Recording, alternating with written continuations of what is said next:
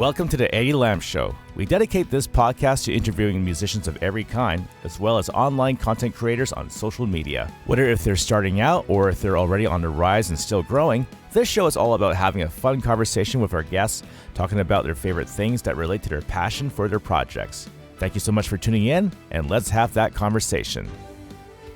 Imagine having such passion for online entertainment, specifically organizing a pop culture podcast and even telling some fun stories through animation. Our guest in this episode also professionally works in video game production, all thanks to his background in audio through the School of Hard Knocks. Our guest is Vancouver's very own Jameson Rafter. We'll be chatting about our favorite animated shows growing up, his background in writing stories, and his current projects.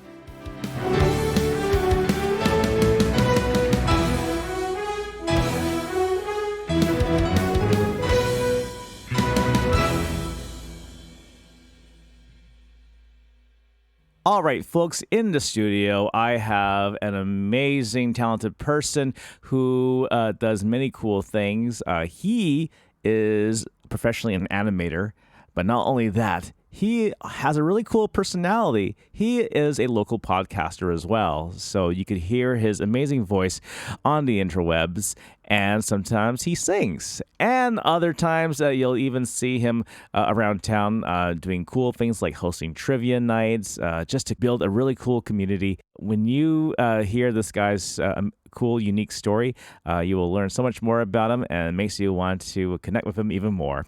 We got Mr. Jameson Rafter in the studio with us today. Welcome to the Eddie Lam Show. Jameson, how are you doing today? I'm doing quite well. Thank you so much, Eddie, and thank you for that very wonderful introduction. Really hammering home the point that I'm cool.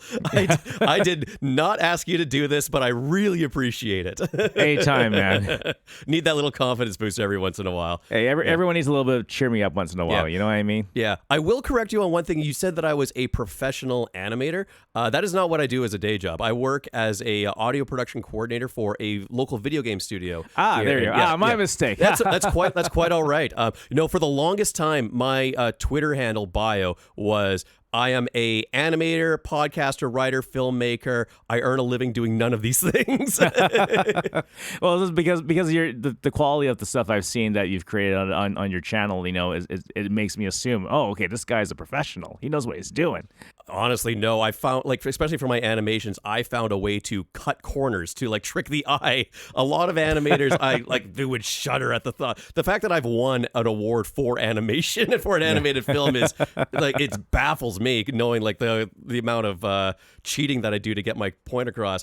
But I've always kind of fascinated myself more as a writer and as a storyteller. Yeah. And animation was just sort of a way to facilitate that. Well, let's go back in time a little bit here. Sure. So with you being a story writer, I mean, a couple years back, you released that cool short 1 hour special called The Truth is Afoot. Yep. And we had a really good turnout when we went to see you, and everyone was just so excited for you, and you told an amazing, wholesome story involving Bigfoot. And I won't give too much away about this because, folks, you gotta go to YouTube and look up The Truth is Afoot. Really cool special that you gotta check out. Yeah. So, story writing. Can you take us back in time? When was the first time you've ever learned to write a story for yourself? For myself, oh geez, I'm gonna go way far back to my high school years. Yeah. So my buddies and I at the time, we were just smitten by the amount of creative content that was coming out around the late early 2000s. So around 2003, 2004. Just as we were seeing a lot of stuff from Something Awful, those kind of forums were on Newgrounds, the Homestar Runner guys, just all this creative stuff that predates YouTube. That's right. But it was just these this gaggle of friends that said hey, let's put on a show. So my buddies and I said, well, it's our grad year. Do you want to maybe do this little thing? So I gathered up my close friends from high school, and I wrote this thing called Hats Off to Rebellion, which is about kids, high school kids, us, who stumble upon this massive sci-fi-esque conspiracy where the teachers are trying to mind control all the students by confiscating their hats, something all the students had to deal with back then. And they, implant brain control chips in the hats. And then when they give them back at the end of the day, the kids are, forced to, I don't know, I forget, like give up their summer or something. It also reminds me of that one novel that we all read in elementary school, My Teacher's an Alien. Yeah, something like that. And it was just chock full of all these like BS movie parodies and one-liners and stuff like that. Very clearly made by a bunch of teenagers. But nice little feather on our cap here is that we made a 45-minute long thing that had a pretty impressive scale for something that we were doing just in our off hours. We got a couple of the teachers involved to play roles. They were really cool about that sort of thing. Awesome. Our gym teacher actually was like a former stunt double. So kidding. when it came time to do a fight scene, we would whiff a punch at him and he would go, "Oh!" It was so cool. And one of my friends, Colin. Shout out if he's listening. I don't think he would, because it's been a while since I've seen this guy. But he was a fledgling, or at least a hobbyist special effects guy. So those people that would do like the lightsaber duels with like the actual imposed effects on the on the broom handles to make it look like an actual lightsaber. Right, yeah. So he was learning all this like green screen stuff. So we had like the blue tarp in my backyard, and we got our Matrix coats on and everything. Nice. Doing all these bullshit. It's an absolute eyesore now, but I love doing it. We had a big premiere for it during a lunch period. Nice. Went over great with people. Well, I don't know how well it went over, but I had a blast doing it, and that's where it really scratched the itch for me. So I would say that was the first time that I ever sat down, wrote a screenplay. And from there, I was just like, I kind of want to do this more. Did you have any inspiration from all the big craze out in Hollywood? Let's say Martin Scorsese or Steven Spielberg in terms of production, or anybody like that? Not necessarily. I mean, I'm a huge fan of their works, it would be impossible for me to emulate their style, one for one. But the big influence for me actually was Kevin Smith. Yeah, because he was. It felt so real to me, because here is this guy who just like maxed out his credit card to go to film school, purposely dropped out of film school after he learned, how to operate a camera and lighting equipment and, how to edit a film like that. Went back to his small town in New Jersey, got all his friends together and said, like, here's how you operate a camera. Like, just a very economical filmmaker. He's not like the greatest filmmaker, even by his own admission, but he can tell a good yarn, and that's what kind of inspired me to be like, well, fuck, I can do this. If he can do it, and that's not to shoot him down or anything like that. I think he was a very inspiring figure to me. I got to go to a Q&A and had a really awesome. I was the last question that I got to ask him, and it was. Almost brought a tear to my eye just to hear the. I asked him actually if there was at any point that he was worried about like an imposter syndrome, knowing that he never really went through the proper channels of being a filmmaker. And he said to me, like, your creativity is your currency. That's how you buy your way into the table among like the people who are the kingmakers of whatever, the arbiters of taste. And it's just like from what you've like told me about like your filmmaking and how hard you've worked at this just as an independent thing. You got it. You got the juice. You got the special sauce. And geez, that was just exactly what I needed to hear. They say like never meet your heroes, but I'm really glad I met one of mine. And that one actually turned out really well. Yeah, thank you. So thank you. Yeah. Well, let's go back to what you were saying earlier, Newgrounds. I mean, you and I have experienced that in our teens. Oh yeah. I think I was 18 or 19 when I first discovered that, and yeah, that was pre-YouTube because it's crazy to think about too, right? Well, think about it that way too, because in the late 90s and early 2000s. There wasn't enough bandwidth to host something like YouTube yet. No. But I'm sure they were probably in the midst of trying to develop something like that. Oh, for sure. And there were like imitators like that at the time, but you would get like the most bit crushed, poor resolution videos available because like, high-speed internet was a very new thing around then. It was a luxury. Yeah, exactly. And yes, it certainly was. Everyone else had dial-up. But Newgrounds was very much a everyman animation portal. Nowadays, I think there's a lot of like animation studios and proper animators that go through that. But at the time, it would just be like anyone who knows how to run or how to operate a Macromedia Flash at the time instead That's of right. Adobe Flash, which is now completely defunct. But if you knew how to operate something like that, you could scrawl a little thing like an MS Paint and animate it, and there would be like varying degrees of quality. And that was something that I wanted to experiment with and get into. Well, remember how back then the stipulation was if you submit something and if the majority of people didn't like it, it gets scrapped off the website. Absolutely, yeah. It gets completely scrubbed, yeah. The very first thing that I submitted out there was sort of just like a little intro, and that got eliminated. Yeah, and same here. Yeah, and it was like, okay, well, like maybe I should like put a little bit more effort into this sort of thing. It's really funny. So there was a lot of, I'm just going to say, like very juvenile things that were on YouTube because it's made by a bunch of teenagers, right? Of course. Yeah. And the stuff that I always kind of turned my nose on was things like Mario versus Sonic or Superman versus Goku from Dragon Ball Z or shoot Harry Potter or something like that. Yeah. And it was just like, well, it seems like some people are just going in with like a bias or, just a really not exactly creative sensibility using all these copyrighted characters that the studios wouldn't allow him to do. I wanted to have an onus of, I want to make original shit. Exactly. And the problem with that is that people don't want original shit. No. The way that you had to do it, actually, and I can't believe I never admitted this. Oh, not admit it. Well, that's the prompt. I never realized this, was that you grow an audience by doing the really popular stuff. You do this stuff by like the movie parodies, the Mario versus Sonics or whatever. And once you have an audience, then you do your creative stuff.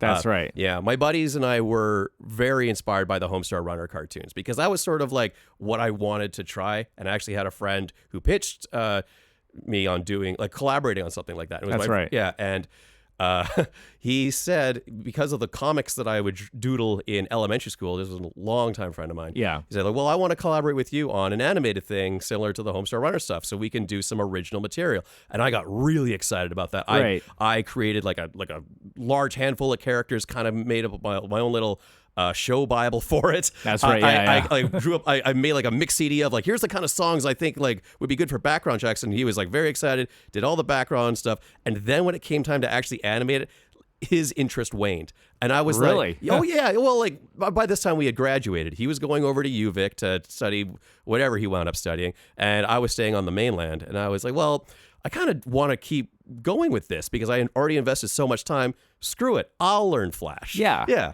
And that's kind of what got the ball rolling for me. Yeah.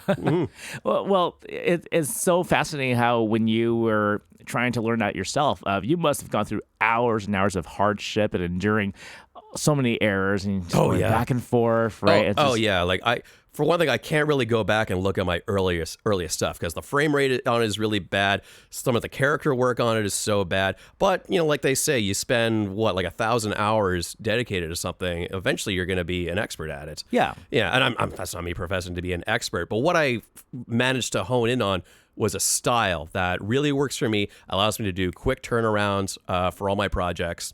But what's one of the most frustrating things when it comes to going through your animation process? Is it sometimes like the making sure you got like the right coloring, the right make sure there's good continuation or continuity as they call it? Oh yeah, especially since it's just like I'm a one-man army when it comes to this sort of thing. I don't have an animation team. It's like the buck stops with me. And here's like other additional cliches with that. Right. Yeah. How to do it. So it really takes a lot of diligence when it comes to stuff like that. You got to catch this stuff and you got to go over and over again. And the actual process of the animation process way that I have it.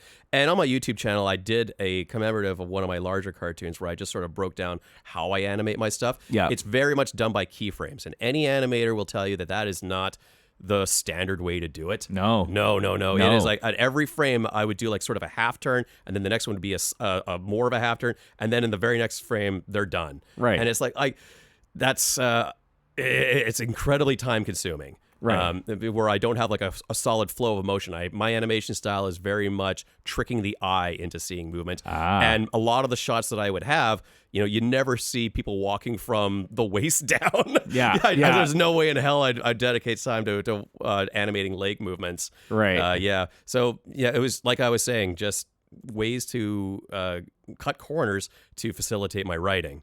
Right. Yeah. So after going through all of those experiences, would you now get to that point where you're watching a film or any animated feature or whatever it may be, or a TV show? would you point out all those different things, like a continuity error, or you'd be like, oh, I noticed that this was a bit off, or like, do you ever nitpick any of stuff like that? Older stuff, I certainly noticed that. I can definitely see where there's like a bit of cell blurring on the old school stuff, but right now, animation, 2D animation, I should say, is going through a bit of a renaissance. Yes. Yeah. For the longest time, it was, it was the name of the game until things like Mainframe, Pixar, they sort of changed everything, and there was the huge dash towards 3D animation. Yeah. And it seems like now, with the advent of proper use of CGI to kind of trick the eye. Well, I should stop using that term, but the proper use of CGI, blending it into what looks like traditional 2D animation. Yeah. That like the Into the Spider-Verse stuff, which I believe is animated on 2s. And they have full 3D backgrounds, but all the characters are animated in 2D. That's right. Stuff like Has Been Hotel on Amazon Prime. That is, that's a feast for the eyes. Yeah. And that is actually the success of someone who went viral with their animated short, and then they got picked up for a thing. Very inspiring. And going back to what you were mentioning about Mainframe Studios, of course, people who may not know about this, they're based right here in Vancouver. Absolutely, yeah, right? yeah. And they produce all those big name shows like Reboot, Beast Wars, or Beasties as it was called in Canada. Not to me, it wasn't. No. But to our American audiences, yes, just so you guys know, it was called Beasties here in Canada on YTV specifically. Yeah, so, even though all the toys had Beast Wars on there. Oh, I know exactly, Yeah. and that's what got all the kids at the time so confused, right? They're like, Beast Wars. Is it a different show? No, it's the same thing. The Canadian government had to rename it for a good reason. Yeah. Do you remember that other one? What was it like? Shadow something? It was about warring... Shadow Raiders. Shadow Raiders, yeah. That was about warring planets and stuff, right? That's right, Yeah, that was sort of like the forgotten, like, redheaded stepchild of the Mainframe shows. That one did not last too long, No. too. No, and I was so surprised. I'm like, wow, they should do so much more with this one, but no. Yeah. And Pixar, like Toy Story 1, when I first saw that, and then when you look back at it, it's like, man, that animation almost 30 years ago was way ahead of its time. Sure, yeah. And even then, too, that's the thing, because what scares people now is that it makes us feel old, is that, CGI stuff was a big thing in the 90s, and that's equivalent to how we looked at, let's say, the Beatles from the 90s to the 60s. Oh, yeah, for you know sure. what I mean? Yeah. And then when you think 30 years ago, you think, old jazzy music, ragtime music, yeah. right? But no, it actually, no, it's like, it's almost like it started something and it just became so timeless since then. Oh, absolutely. Yeah. And looking back on it now, I can definitely see that it doesn't have the best textures, but at the time they did the best that they could with like the rendering tools that they did. And now you watch like the most recent Toy Story and they look photoreal. That's right. Like Woody looks like an actual wooden puppet with the proper, cloth clothing for his arms and everything. Yeah. That's right. Yeah. Speaking of just like the passage of time, you want to hear like the most depressing, well, not like funny depressing fact. Yeah, lay it on me. All right. So the time between when the Simpsons movie came out, all right, there had been 17 seasons of The Simpsons before that Simpsons movie came out. Since the release of the Simpsons movie, there have been 18 seasons of The Simpsons. Yeah. Isn't that wild? Just the ravages of time. Well, what was so fascinating is because when you look at other shows like Beavis and Butthead and South Park, right? Like these were like these 90s based adult cartoons that got really popular, right? Yeah. So Simpsons, and you would think, okay, the Simpsons will do something like this maybe just 5 years from now, right? From the first season. Yeah. But that didn't happen. But whereas Beavis and Butthead, it only took like a couple of years, 3 years maybe to make an actual movie, and which was a great movie, by the way. Yeah. And then South Park, it only took him 2 years. 2 years, yeah. And now it's like some of the modern episodes of South Park are way more impressive looking than the actual movie. Yeah. And Trey and Matt have certainly grown as writers and storytellers themselves. They are one award away from being EGOT winners. well, and this is the thing with Trey Parker and Matt Stone, because you're looking at these guys who started out as just plain old polyhumor, dissing celebrities, like you were mentioning how we take a copyrighted icon figure, right? and then we just make jokes about them. Yeah. Right. And then South Park did the same thing. It's like, okay, we're gonna make a joke about Barbara Streisand. Yeah, like we got a weird axe to grind. Yeah. Yeah, exactly. But then they grew to become more satirical humor, which I really personally enjoy. Yeah. Yeah. Oh, sorry to interrupt. No, go for it. Yeah. Well, I was just going to point out that they've realized, I think, a while ago that they were punching down a lot of the time, and their humor was like really reflected of them as just, these college idiots. Even though they're brilliant guys, like they were just being juvenile college guys. They were only like 26 or 27 at the time. Something like that, yeah. And it recently, well, not super recently, but there was that famous man bear pig thing that they did as sort of as their way to mock Al Gore's warning about global warming. That's right. It was like a made up thing that wasn't actually going to happen. Flash forward 22 years later, and they're like, oh shit, we got to make an episode where we literally apologize to Al Gore for not believing. And here's the thing. I think every celebrity that has seen South Park or any other shows that mock these celebrities, like Family Guy, for example, right? I'm sure they're watching it. They are watching it. Yeah. You know what I mean? And hopefully they're able to take a joke or to take a couple of pot shots. Well, and that's the thing too. Or how whenever anyone does any, like, let's say Weird Al, for example, right? He always asks for permission to get to parody the song. I love that about him. But the interesting thing is that the reaction he gets from certain people, right? I know that when Coolio first heard Amish Paradise, I heard he didn't like it. Really? I mean, this is what I was told, but I mean, folks, if you want to go to the internet and confirm that with us, that'd be cool. But anyways, not here to spread misinformation or anything. Yeah. But but most artists, they would be like, yeah, this is actually pretty cool. And what I found so impressive is that people who are willing to take that chance just to do something like that and see how the reaction is. It's just so fascinating how, even going back to Trey Parker and Matt Stone, you can see their growth of their storyline running from there. Oh, right? Yeah. And even when they do those occasional celebrity disses just for fun, I know that, let's say the Lorde episode, right? Randy made fun of the pop singer Lorde, and and she actually saw the episode and she laughed. She enjoyed it. She actually did a cover of the song, the made up song that they made in that. I and Lorde, yeah.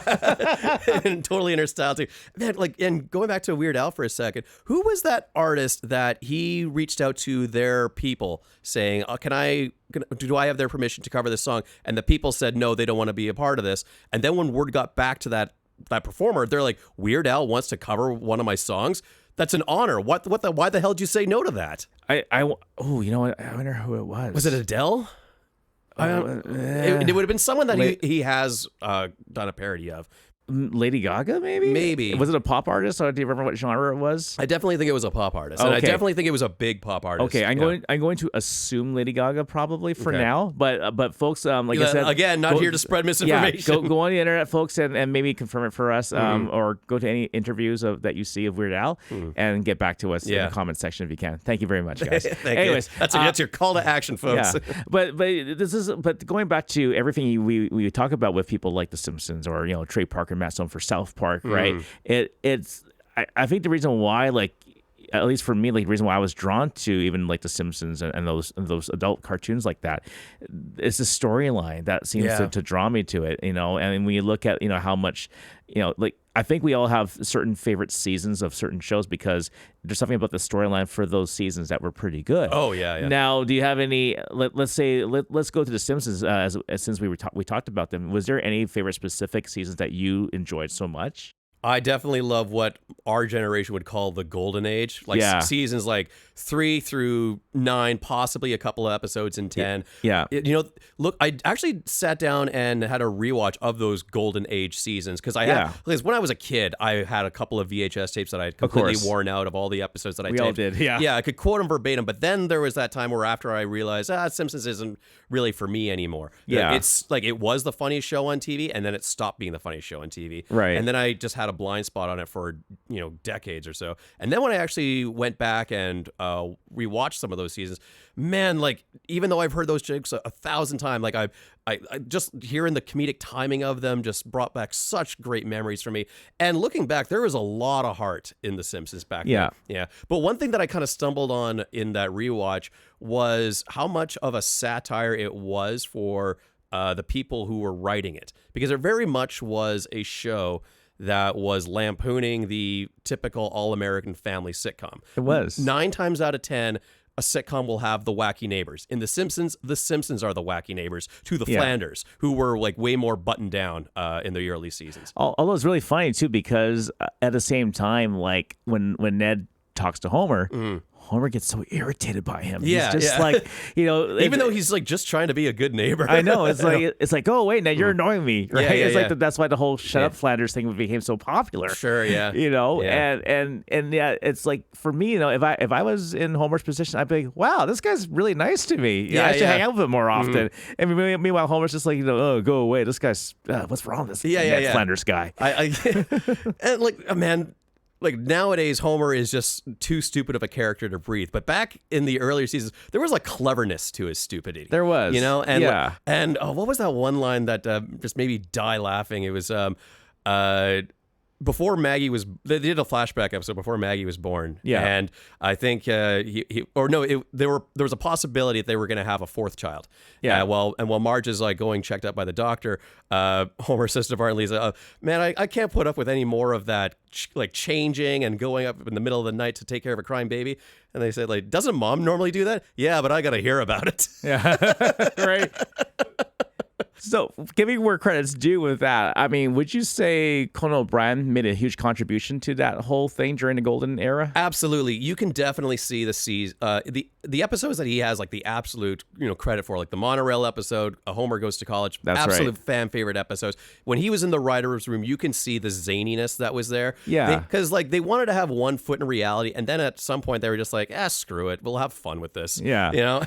Yeah, I love Conan O'Brien. He was my guy. Yeah, and an amazing talk show host too, by the way. Yeah. Mm-hmm. So with The Simpsons, what was so great about that show is that at first it always focused on the Simpsons family, but then as the years go by, then you see Principal Skinner, Ned Flanders, and all of them. They all became main characters themselves. Yeah, too. they sometimes all get their standalone episodes. They do. And there is such amazing world building that kind of grew out from The Simpsons. Like, originally it was just stuff like, all right, Homer's an idiot. What's the worst job we can give him? Safety inspector at a nuclear power plant. You don't want an idiot in charge of that. But then like it kind of just ballooned out from there. Yeah. Then you realize, wow, Springfield is full of very incompetent people out there too. Oh yeah. Chief Wiggum, Dr. Nick Riviera. And Principal Skinner has his quirks that makes him, you think, oh, he's a very solid principal. Oh, well, he lives with his mom. He's the ultimate square. Yeah, he lives with his mom,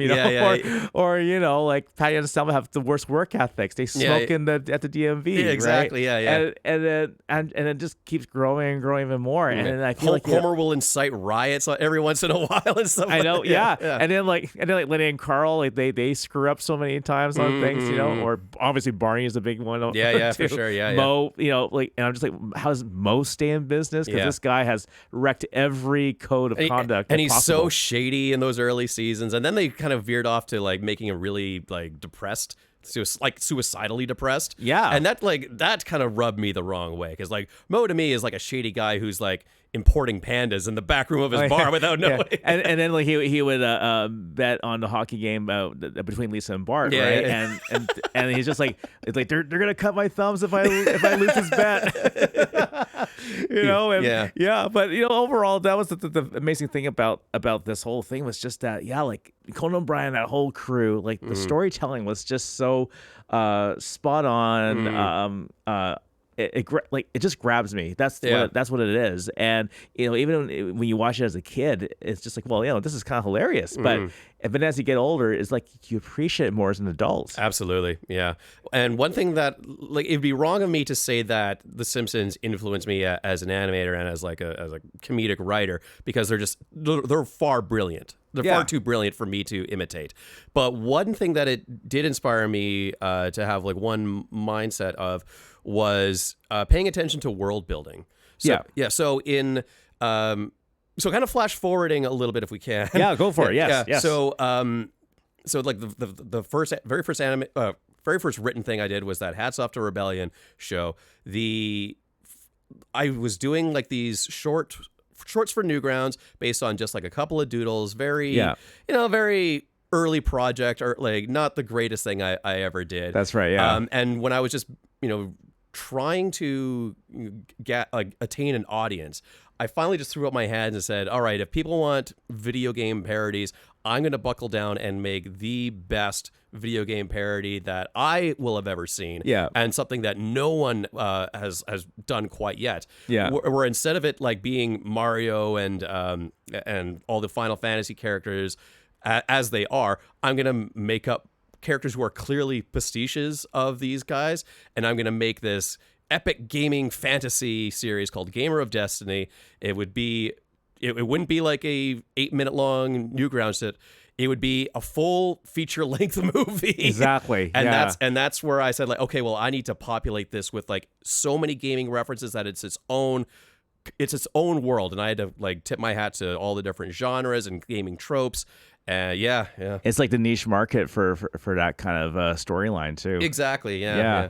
With Newgrounds, it's so funny because like if it wasn't for Newgrounds, like we wouldn't have discovered certain games, especially when they referenced them. Mm-hmm. And at first we were like, what are they referencing? And then when you do your research, then you're like, oh, this is a Kingdom Hearts reference, or this is a Kirby reference. This is and I'm just like, wow, like. It's almost like at that time, you were saying with Newgrounds, it's like, wow, you can create your own world. But even if you just grab any iconic superstar, let's say in pop culture, but you can make something out of it, and it's just like, wow, this is such a very like unique thing.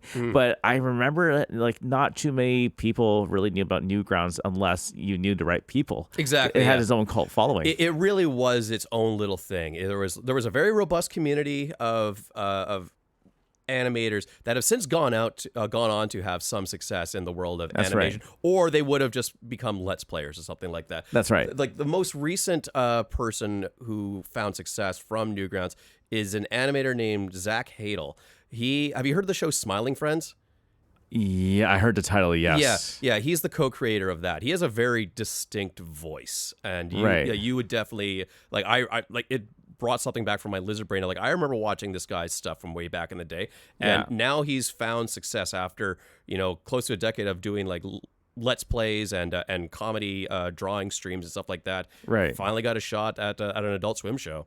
So like, which is great, and like a great step up, man. Oh yeah, absolutely. And like, not to say that Newgrounds was just chock full of unoriginal content. There were people that were making their own stuff. Yeah, I think they just didn't really pursue. There was this other guy, Brian Waterman, who the Waterman Show. The Waterman Show. Yeah. Oh my goodness. Now, do you recall his pitch for the Waterman movie? I've never heard that. No. Okay, so I think like he only ever made 9 episodes of this show, but for his 8th or 9th there was this one episode where he was actually just commissioned to do like a music video for Real Big Fish or something like that. Yeah. So that I think was episode 8. Yeah. I think episode 9 or 10, he did this huge crowdfund for the Waterman movie, and he got Leslie Nielsen to provide a voice. No kidding. Yeah. Now the issue here is that Leslie Nielsen like recorded all of his lines. It technically could be the final credit he has before he passed on. Before he passed away. Wow. Yeah, but the movie I don't think has been released. I think it's kind of tied up in like the Leslie Nielsen estate or something. Okay, yeah. So I think he's just waiting on the okay to release this lost piece of Leslie Nielsen media. Goodness. But yeah, for like essentially a nobody to get something like that is insane. That's not to call it. I don't mean to call him a nobody. He's a really talented, funny guy. He's a really talented voice actor and everything too. Yeah. And I remember like when I first saw the first episode of the Waterman Show, the one thing I noticed already instantly was the audio quality of the voices. I'm like, these guys are using studio mics. Yeah. Right. That is definitely something I didn't do. That was something that came far, far in the future. I was using like the cheapest thing I could buy at London Drugs as my microphone. That white microphone they plug in your computer. Yeah, everyone used that too for their animations, right? But I think with the Waterman Show, the first one that came to mind too was just that, man, this is exactly the Family Guy styled cutaway thing. gags. The cutaway gags, right? Because it was the hot show that all the teens were watching at the time. Of course. Yeah. So and. But the one thing I would love to have seen, honestly, is remember there would be like that band called the 16 Buttons of Justice. Yeah, it's like that raccoon and that other guy. And the other guy. Yeah. I'm thinking, man, okay, if Brian Waterman could one day make an actual album, just call the band that, and have an actual album on that, like I would be like, man, what kind of style of music would they do? Like if it were up to you, if you could choose a genre for 16 Buttons of Justice, which one would it be? A genre? Yeah. Oh, it's definitely got to be. It's got to be a comedy album kind of thing. Yeah. It's got to be like a comedy series where they're just like a struggling band trying to make it in the world. Yeah. That suits them best. And yeah, that was a very good creation of it. I think the 16 Button of Justice is sort of like the funniest characters that he came up with. They have the most personality. I think they would have the most longevity if he wanted to. Yeah, that's just my opinion, honestly. Yeah. I think if it were up to me too, I would make him like a comedy, like punk rock band, I would say. But or give him that Tenacious D kind of style too. Yeah. A lot of mileage to be done with comedy music, I'd say. Yeah, exactly. Yeah. So when we talk about just putting like these pieces of stories together, I mean, like how long does it take for you to create a storyline from beginning to the end? Technically, an outline will take me anywhere for it kind of depends on the project. Yeah. So something like Gamer of Destiny, I had a very good outline. I want, like, just to pat myself on the back, I'm going to say that I had a good solid outline. I kind of knew where I wanted the story to go.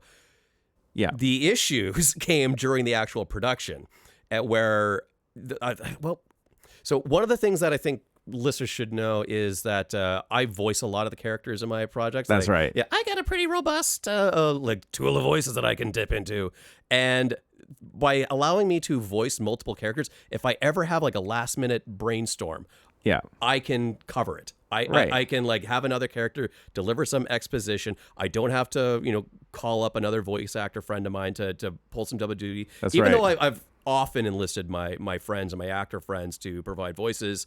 When people ask like if I ever wanted to really do this professionally, it's like I don't know if I could, submit other people to my crazy demands at like 1 a.m.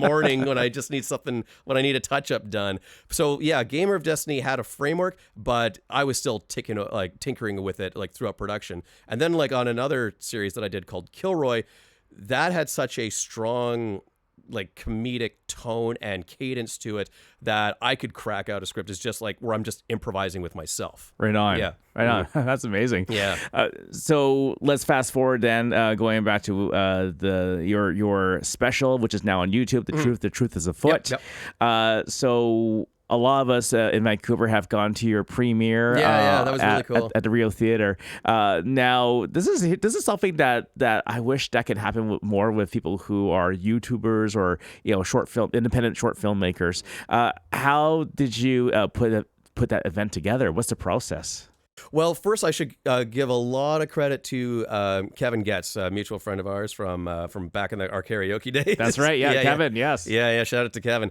So he had voiced one of the villain characters for me in one of my Kilroy episodes. That's right. Yeah, and after I had finished that series, I was a little done with animation. Right. I kind of needed to take a break from it. No idea was really inspiring me rather.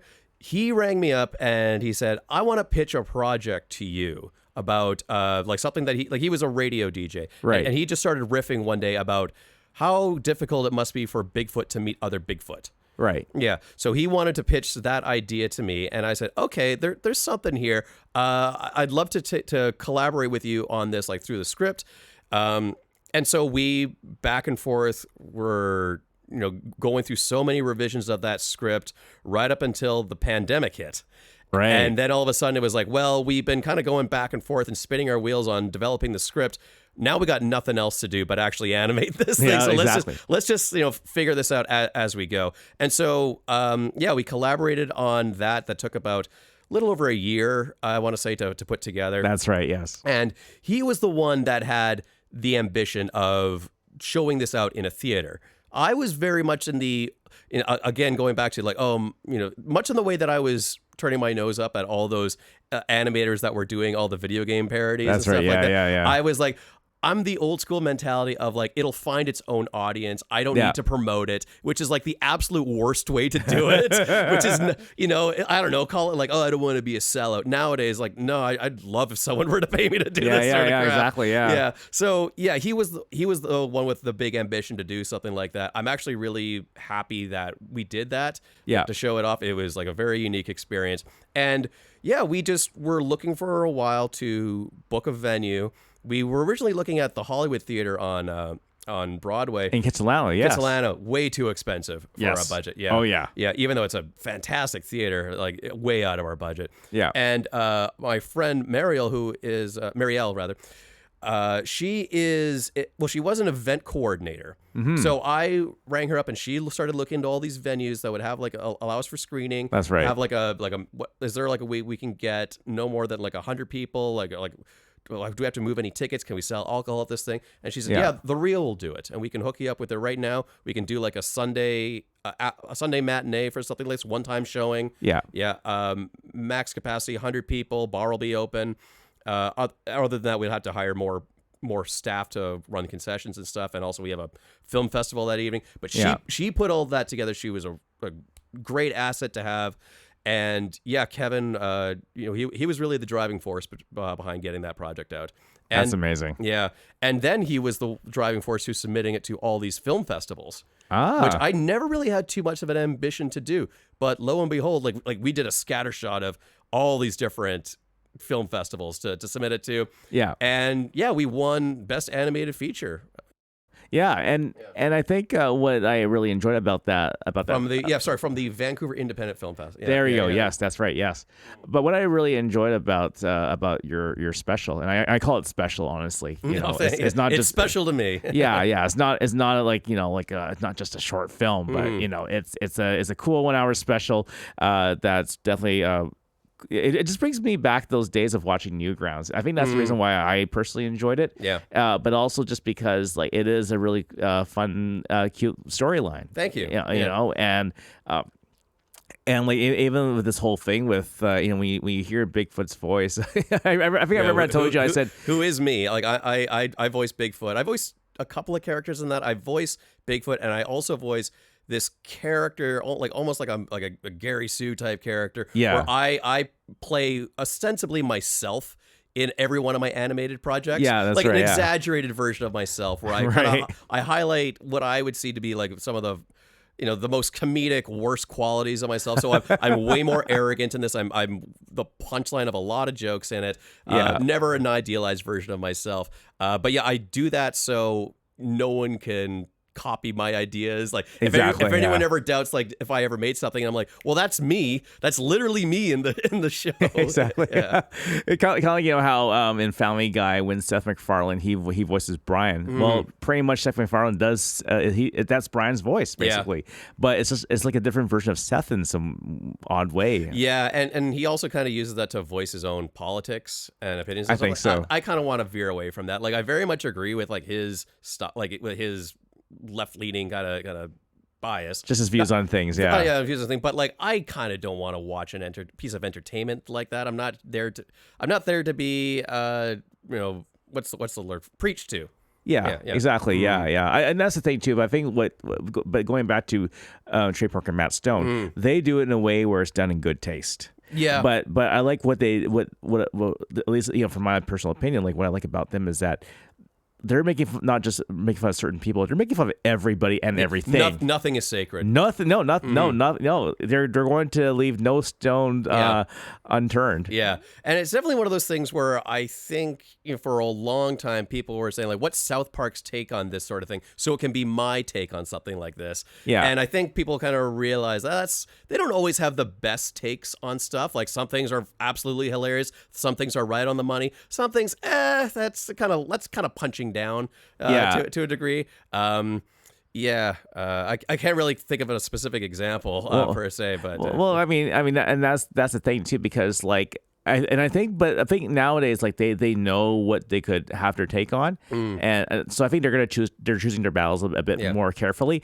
I mean, if you go, one thing that just came to mind right now is there was that famous election episode where it was giant turd versus giant douche or That's something. right, yeah. And the it's turd like sandwich, yeah. and it's just like, oh well, like all candidates are the same. And I think kind of looking back at it now with a 2024 sensibility, like no, like there's actual stakes and nuance that goes on in parties. Like exactly. I can certainly get the cynicism, but like no, people should be mindful of who their representatives are and what they stand for and what their parties are all about. Yeah. Without getting too political. Of course, yeah. But I mean, like in the mid 2000s, I mean, like I was thinking, man, when are they gonna do something where they jab at Nickelback? Yeah, right? Yeah. But they didn't do that, at least not yet. But even then, I think even during that time, I think they realized, they're at that point. Okay, we're just gonna pick and choose our battles very carefully on who we want to satirize. Yeah, right. But and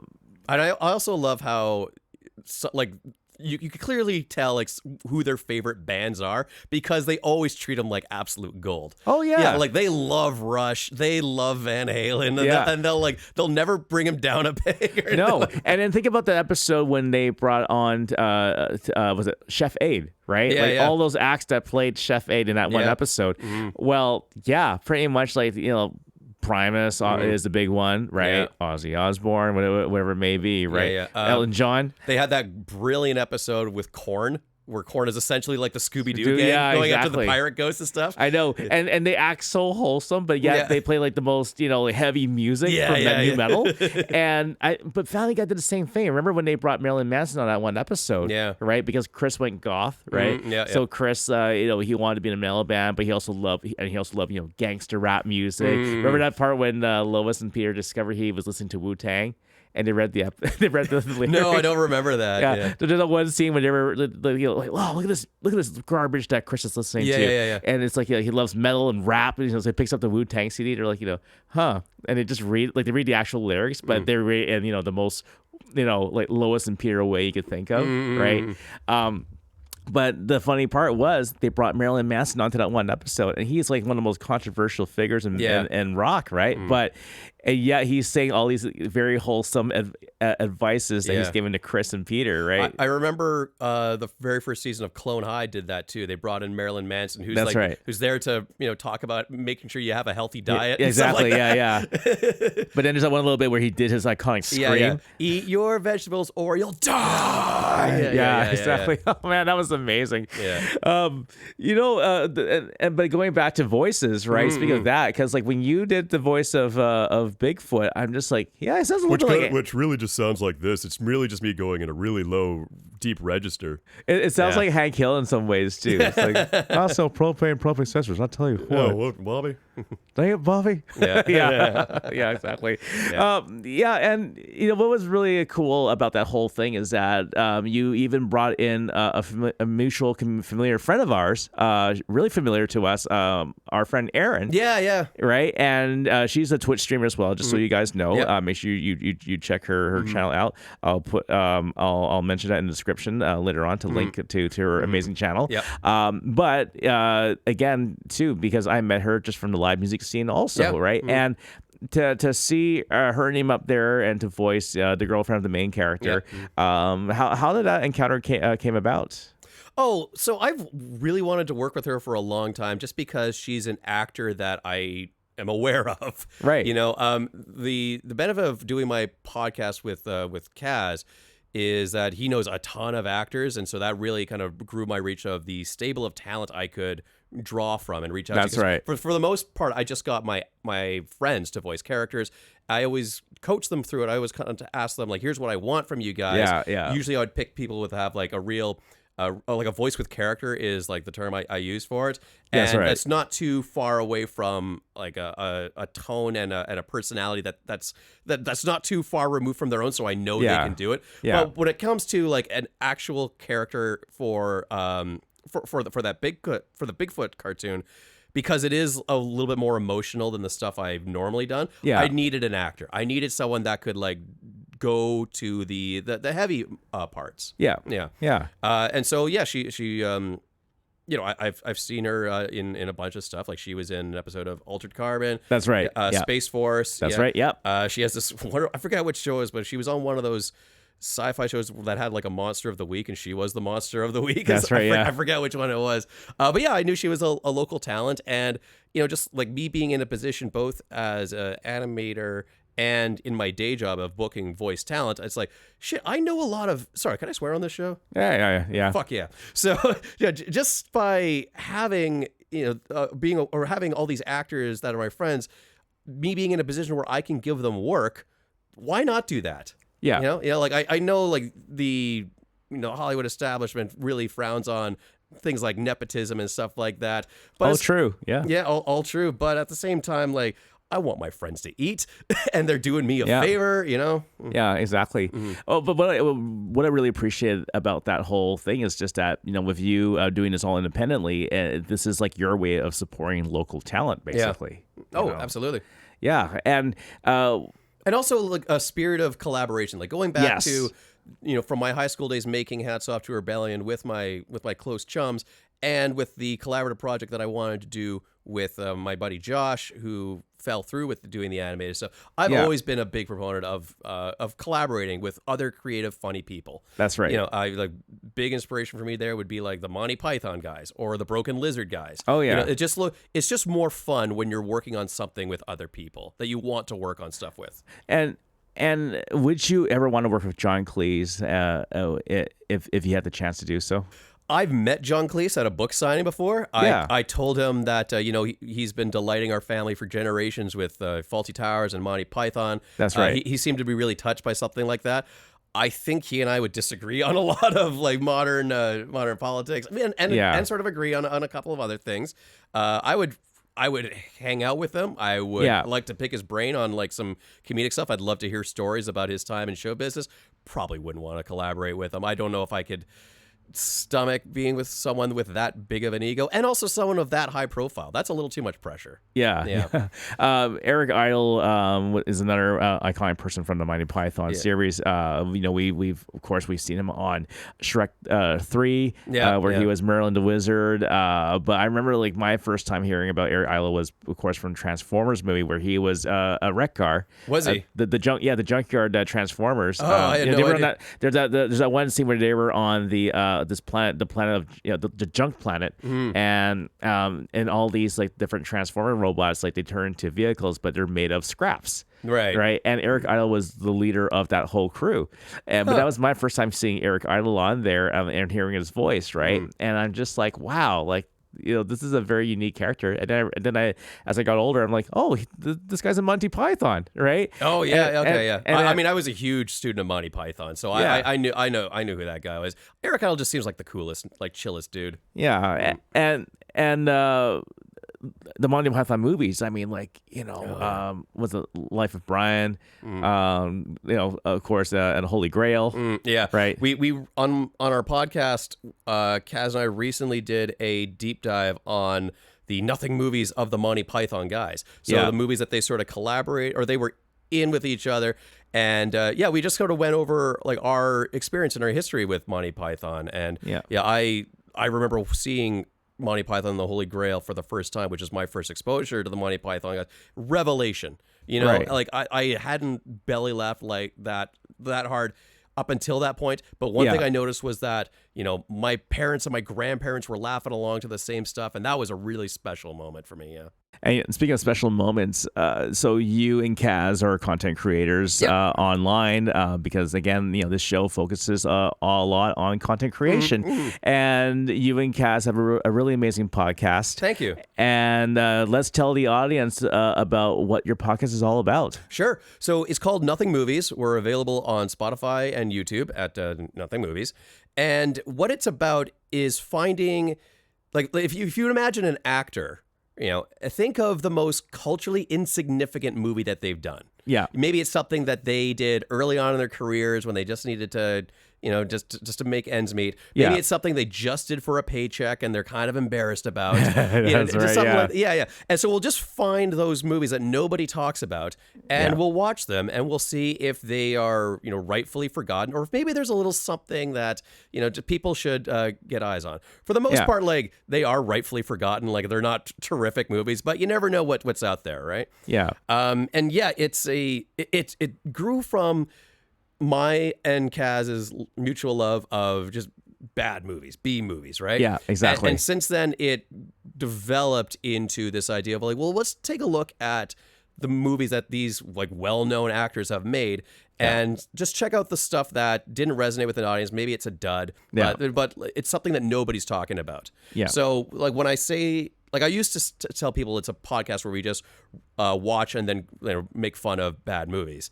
And then people will come up with all these suggestions like, oh, you mean like The Room? And it's like, well, no, that's a little too popular. What is there left to say about The Room? Everyone has talked about, and even though I love The Room, we're not covering The Room. We're talking about stuff like Ginger Clown and Laser Mission and Sharknado.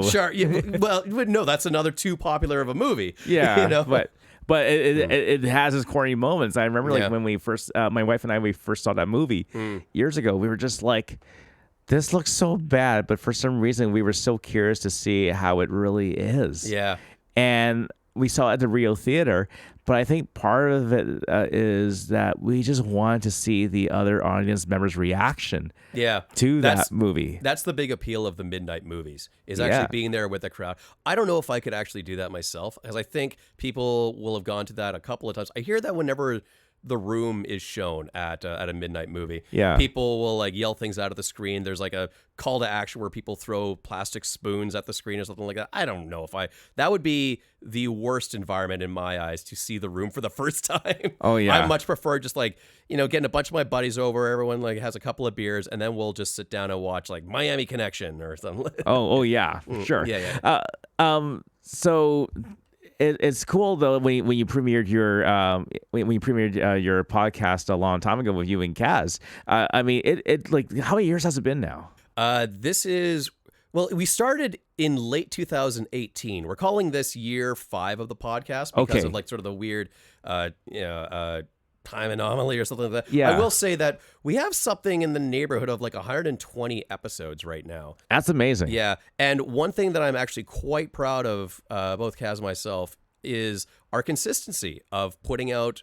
We try to put out 2 episodes a month. Yeah, that's right. And even during the pandemic, we hadn't lost a beat. Right. So we had done a full year's worth of shows, and then we had access to a proper recording space because like before we were doing just like how you and I are doing the show right now. That's right. Yeah. 2 microphones and a laptop. Yeah. Then we had an actual access to a soundproof place.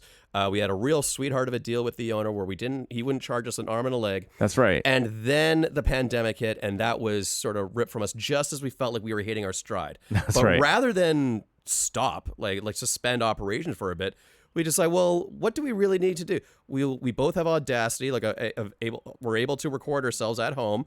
We can do a Zoom call, and we can get guests on or something like that. Like you were a guest on one of those Zoom calls, and the Zoom call episodes. And that was like, what is it, 2021 now? I believe that. Something like that. Yeah.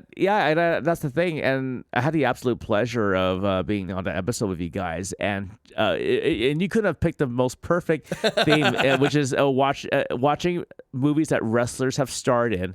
WWE wrestlers have starred in that were really bad, but for some reason have a cult following out there.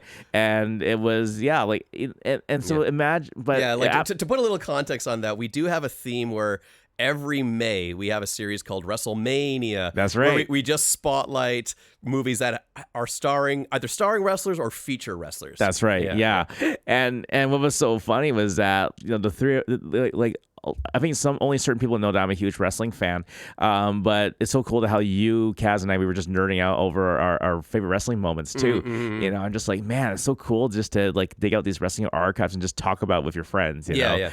And there's like no shortage of things to laugh about with pro wrestling. well, that's the thing, right? But after like watching those movies that you guys were going to review, I was just like, man, but you guys do this constantly. Like you have to watch through these entire movies. Yeah, I have watched way more. I want to stop saying like terrible movies, but I have seen way more junk movies. Yeah. That in the last 5 years than I've seen like Oscar-worthy stuff that I really wanted to get into. But at the same time, this whole podcast began through my love of watching schlock. Yeah. I love Italian post-apocalyptic B movies. I love like sword and sorcery barbarian flicks from the 80s. Like it's like pretty much like, well, what's that one streaming site that shows all these kind of movies? Is it Tubi. Tubi, yes, Tubi or Crunchyroll, one of those, you know, and they show all that stuff. I'm just like, man, well, that's your library right there. Yeah, exactly. Or here's another resource for you. Like if you and Cass had the chance, would you even just look at those straight to DVD Disney movies like The Lion King 2, Aladdin 2, or Part 3? Like perhaps. I mean, like never say never. Yeah. I mean, we tend not to do well-known franchises. Right. The obvious exception being an episode of one of the Beethoven sequels that I remember that. Yeah, one of the guests of ours wanted to cover, and it was sort of a meta behind the scenes retelling of the making of the original big Beethoven movie. Yeah, but where that was completely not accurate to how it was actually done. Yeah. But in certain under certain eyes, you could be mistaken for saying like, is this retelling the story of how this movie got made? Because it's like it takes place on like a film lot, and the premise is Beethoven, he's just like this stray dog that kind of wanders in and out of people's life like a wandering samurai. Yeah. And this family happens to be the dad was the animal wrangler on this one dog movie. Right. And then Beethoven shows up on set and starts wrecking shop, and the director's like, we should make the movie about this dog. This dog's hilarious. Oh my goodness. Yeah. So speaking of movies, in relation to this whole thing of all the things you do, I mean, like this. I mean, you've done it all, right? Like you're in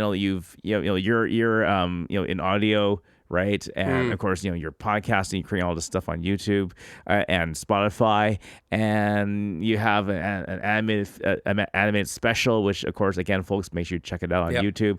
But at the same time, like you also do some other fun things like hosting trivia, right? And that is such a, like, I've been to a trivia night not too long ago too with my friends, right? And I just remember how fun it is. It's just like, but some of us could be a little bit competitive. Like, not gonna lie. It's shocking to me how competitive some of these teams are. Where like, especially if they're regular teams that kind of go head to head. Yeah. It's usually down to like these top 3 teams every week. There's some beef, some long-standing beef that goes on between some of these teams. And it's all for like a $25 gift card that they can't even use that night at that bar, It's insane how insanely competitive some of these guys get. But I mean, that's good for the show. Business wise, yeah. Yeah, absolutely. Yeah. Having repeat business like that. It's almost like it's almost like it becomes his own storyline itself, just like in a style of pro wrestling, basically. Yeah.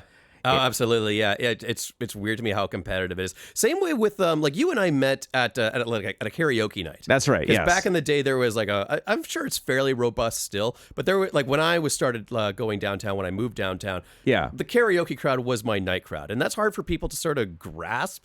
And I totally get it. Yeah. Right? But at the same time, I was going out there because it was other theater kids just hanging out, having a good time. That's right. Yeah. It was my nightlife for a longest time. But then there would be the karaoke competitions, and that's where I was like, this is taking away all the fun I have out of this. I don't want to see my friends as a competitor. I don't want to do this sincerely. I don't want to have to stand and have other people judge me and rate me for my bullshit singing. Because but this is the thing, because like whenever I watch you sing, it's just like, well, I can tell you're having a blast, and therefore when you're having a blast, I'm having a blast. Yeah, like I will flat admit I'm not the greatest singer, but I can guarantee you when I am up on the karaoke stage, and I prefer doing it in like a bar setting, not in like the individual karaoke booth rooms. Yeah. When I'm on that stage, nobody's having more fun than I am. I'm doing like the big rock star kicks and the fist pumps and all that stuff. That's right. You know, strutting my stuff. Yeah, I have no problem being in front of a crowd. Yeah, I'm a bit of a ham that way. Yeah, and you know, it all kind of stemmed from, you know, just being like I was never an actor, but I would always hang out with like the acting kids.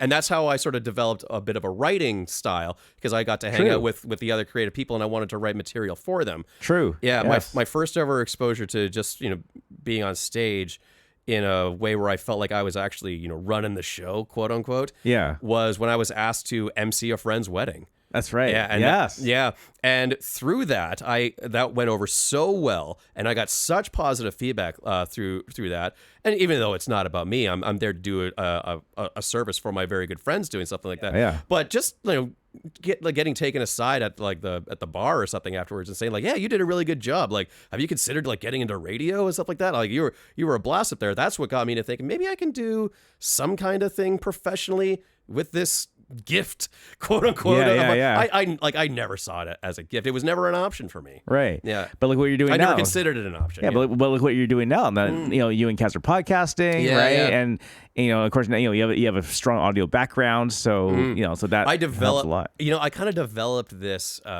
strong audio background just out of necessity. Right. So I've been working in the video game industry consistently since 2006. Right. Where I graduated right out of art school and I went right into it. Sort of did, like, floated around doing dev support roles for a while, and then I fell into my current role as in the audio department. That's right. Based solely on my extracurricular stuff of just, you know, learning how to record voices for my cartoons. That's right. Or, you know, just like how to edit stuff through my podcasting. Yeah. I remember the audio guy just kind of, you know, he and I were chit-chatting at like a work social, and he was telling me that, well, I already told him about my podcast experience and my voice acting stuff for cartoons. Yeah. And he was like, well, I need an extra set of hands for this next project because it's going to be involving a lot of cutting up dialogue. Sounds like it's not too dissimilar to what you just do on your off time.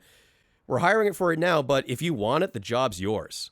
And I leapt at that opportunity. Yeah. And I'm so happy I did. Like I'm very fortunate that way. I have no formal training in what I do. I sort of just like took it as a hobby, and now it's my livelihood. Look at you. Yeah, it's amazing. Mm-hmm. Yeah, and you know what I found so fascinating with that is that you just pretty much like this.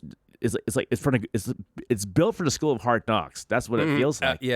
You know, and now look how you've blossomed from there, man. Like, well, for the company that I'm with, and I'm still with them now, for them to take a chance on someone like me for doing that, like knowing someone who just kind of did this for fun. Yeah, it makes me want to do a good job for them. Exactly. Like, you will not regret this opportunity you've given me. Exactly. Yeah, that's awesome. Yeah.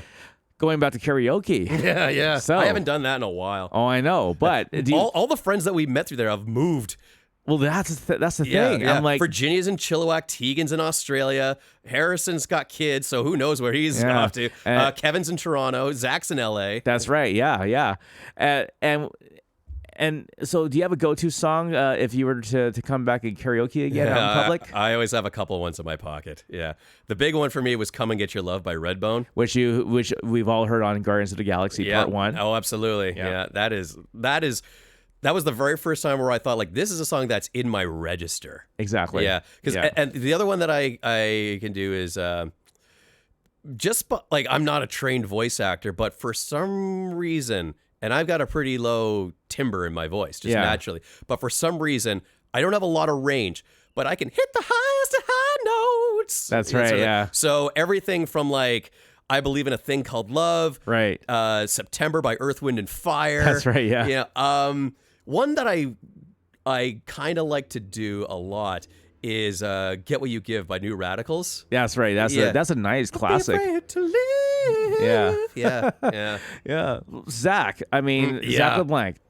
Talented Shout guy. out to Zach, yeah. I always try to make sure I get a role for him in any of my animated stuff. Like one of the only professional voice actors I know. And not only that, like when he goes up there on stage too, like he is quite well. Not too many people may know about our friend Zach, but he's quite the dancer. Yes, very much so. Yeah, he's got those moves like Jagger. But he's also got Jagger. What yeah, am I saying? And his pop culture references, man, like he's got a great big knowledge on that. Sure. Right.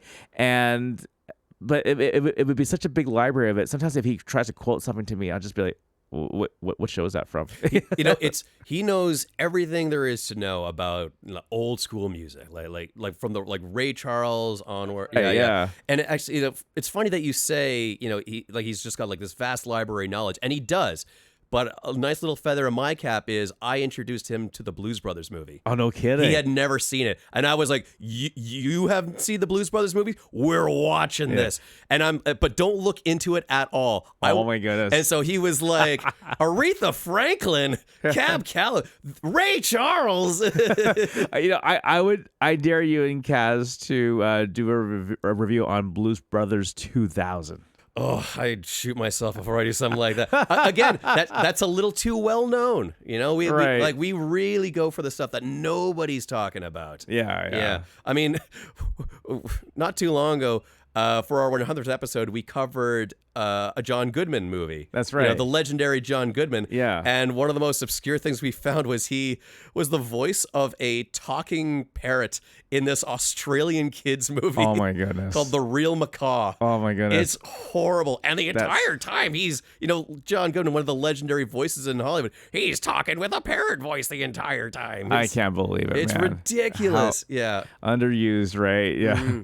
Well, anyways, Jameson, we are just about to wrap up here. Yeah. It has been, believe it or not, it's over an hour already. Really? Oh, Yeah. It didn't feel like it at all. It didn't feel like it at all. No. But, dude, you know what, man? It's been such a pleasure to have you on this episode. Thank you so much, man. Eddie. Yeah. And open invitation to come back onto Nothing Movies at any time. Kaz and I would love to have you. Yeah. Oh, yeah. And we'll definitely nerd out on any bad movies that we torture ourselves to see. Sure. And or they might be good. You never know. It might be a secret gem, right? Yeah. Like we don't know. Let me take this opportunity to thank you for doing the theme music for our show. Oh yeah, that's right. Yes, really anytime. Cool really cool of you to do that. Yeah. Anytime, man. Yeah, and again, shout out to Kaz as well. Kaz Lesgard. Yep. Yep. Who is a really amazing co-host with Jameson. Yeah. And he's great. And we have such different styles and thought processes, but there's no one better to do a show like this with. Yeah. Exactly. So guys, make sure you follow Jameson Rafter on his podcast. Again, tell us about your podcast. Where can we find it again? It's available on Spotify, and there's also a YouTube portion of it. It's not a video podcast. I just sort of throw up screenshots and stuff from the movie, right. So you don't have to 100% visualize what we're talking about. But yeah, that's also available on Nothing Movies.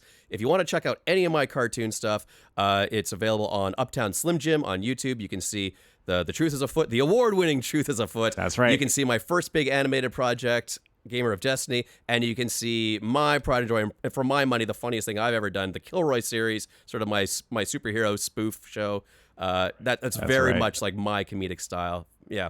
Check them out on Uptown Slim Jim. Awesome. Thank you so much, Jameson. Thanks so much, Eddie. This was great. This has been amazing. Thanks for having me. No worries, anytime. And thank you, everybody, for tuning in. And we will see you next time.